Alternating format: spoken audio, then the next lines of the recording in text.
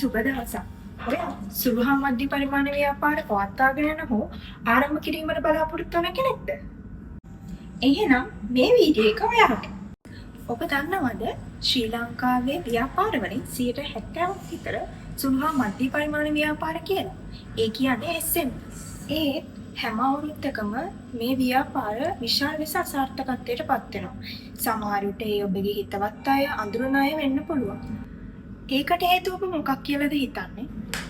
ඔයා හිතුවේ ව්‍යාපාර නිර්මාණශීලීත්වය ව්‍යාපාර දැනුම නැහැ කියලා නේද? නෑ, ඇත්තම හේතුව තමයි දුර්වල මූල්‍ය පාලනය. ගොඩක් ව්‍යාපාරිකයන් තමන්ගේ ව්‍යාපාරය වැඩි දියුණු කර ගැනීමට ලොකු කාලයක් ශ්‍රමයක් වැය කරනවා. නමුත් එයාලට මගහැරෙන වැදගත්ම දේ තමයි ගනුදෙනු නිවැරදිව වාර්තා කර ගැනීම. අපි හැමෝම මේක දන්නේ බුක් කීපින් කියලා. ඇයි අපි බුක් කීපින් කරන්නේ? කොහොමද SMEs වලට මේක වැදගත් වෙන්නේ? මේ ප්‍රශ්නේ ඔයාට ඇති. නිවැරදි ව්‍යාපාරණ තීරණ ගන්න නම් ඔයා දැනගෙන ඉන්න ඕනගේ ව්‍යාපාරයේ ලාභය, අලාභය, වත්කම් වගකීම් ප්‍රමාණය ගැන. ඒ තොරතුරු නිවැරදිව නැතුව ඔබ තීරණ ගත්තොත් ඒ තීරණ අසාර්ථක වෙන්න පුළුවන් ඉඩකඩ ඉතා ඉහළයි. ඉතින් කවුරුත් කැමති නෑනේ අසාර්ථක වෙන්න. අන්න ඒ නිසායි බුක් කීපින් වැදගත්.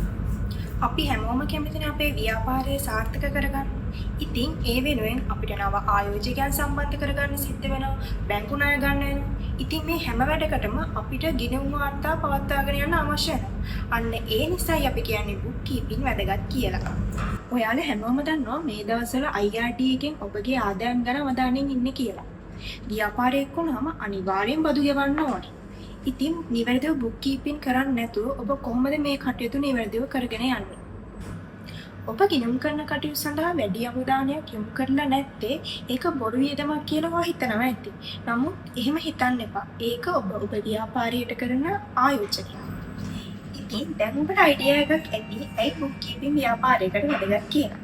ඉතින් පර්ෂිප් ඉන්සයිට් අපිත් සමග එකතු වෙනවා. අපි ඉන්නවා ඔබට සහාය වෙන්න.